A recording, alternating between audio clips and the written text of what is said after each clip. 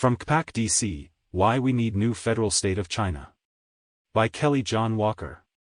Anyone who attended February's CPAC event in Washington, D.C. could tell you that one exhibitor was impossible to ignore: the new federal state of China. Who are these people, and what do they seek to achieve?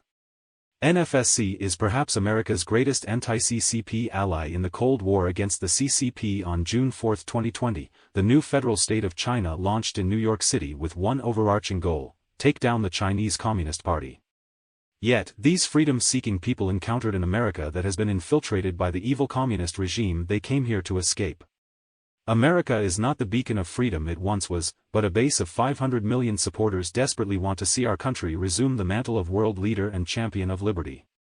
As American lawmakers are increasingly realizing, America cannot do that until it decouples from the CCP. Tough times make tough people, and the new federal state of China is made up of graduates from the School of Hard Knocks. Some have been arrested, others have been tortured. Many worry that the CCP is targeting family members back in China in attempts to intimidate them. One young man shared that his mother sits in a CCP prison back in China. Nevertheless, the NFSC's people are brave enough to face down a regime arguably worse than any of the 20th century's most insidious regimes, including Nazi Germany, the Soviet Union, and the Japanese Empire. Take down the CCP needs to be a defining slogan of our times. The new federal state of China is perhaps America's greatest anti-CCP ally in the Cold War against the CCP, and their rallying cry of "take down the CCP" needs to be a defining slogan of our times. The group brought their energy, enthusiasm, and tech savvy to CPAC at 3 booths buzzing with non-stop activity, reportedly doing about 90 interviews per day, live-streamed to NFSC Speaks onto their GETTR account, https://getar.com user NFSC Speaks. These NFCS efforts are a key component of the information war against the CCP.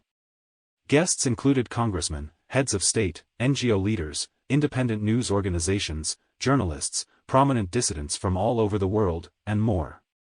You can count on Congress to take back America from the CCP's manipulation and weaponization of U.S. federal government agencies. Congressman Keith Self. Pennsylvania Representative Scott Perry discussed his bill, which would label the Communist Party of China a transnational criminal organization.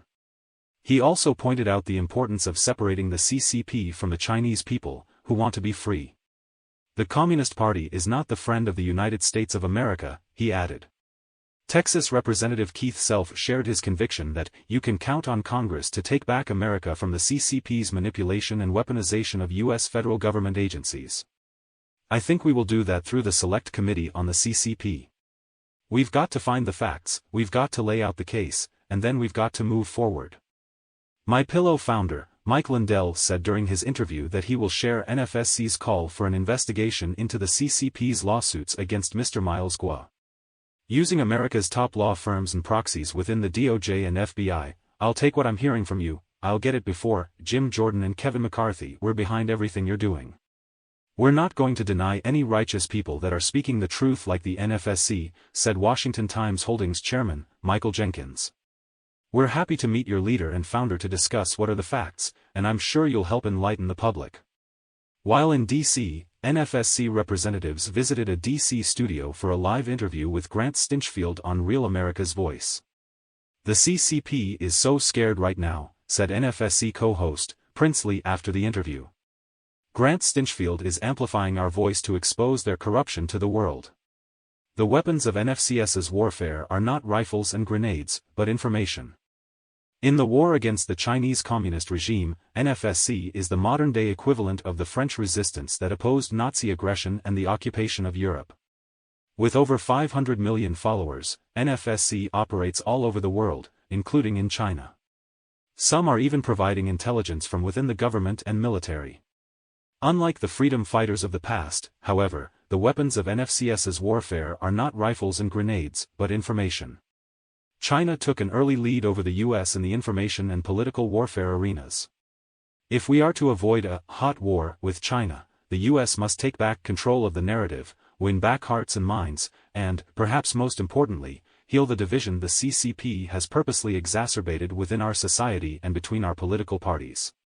We cannot free China until we first free America. The NFSC organization is young and filled with optimism and energy to take down the CCP, but their momentum isn't just about their own struggles.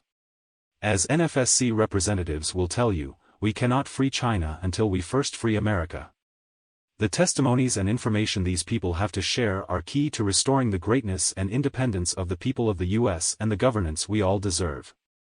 As the Chinese whistleblowers who escaped the oppressive regime back in China can attest, if communism wins, we all lose.